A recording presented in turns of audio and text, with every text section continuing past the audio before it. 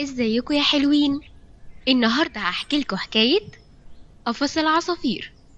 كان في ولد صغير عنده 8 سنين واسمه آدم، وكان بيحب أفلام الكرتون قوي، وبالذات كرتون اسمه أنجري بيرد. وعشان آدم بيحب العصافير، مامته وباباه اشتروا له عصفورتين جمال قوي في قفص عصافير كبير وشكله حلو، وبقى يلعب معاهم كل يوم ويحط لهم أكل ويكلمهم لحد ما ينام. في يوم في المدرسة كان آدم عنده درس بيتكلم عن الطيور.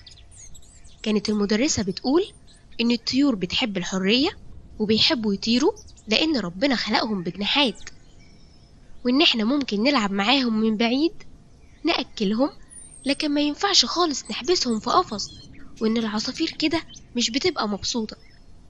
آدم بعد ما رجع من المدرسة قعد يفكر في كلام الميس ويبص للعصافير بتاعته في القفص، وصعبوا عليه قوي قوي. فقرر آدم إنه هيقف في البلكونة ويفتح باب القفص عشان العصافير تطير في الهواء، وكان زعلان قوي إنه مش هيشوفهم تاني ومش هيلعب معاهم. تاني يوم صحي آدم من النوم على صوت عند شباك أوضته، وأما فتح الشباك لقى العصافير بتاعته واقفة.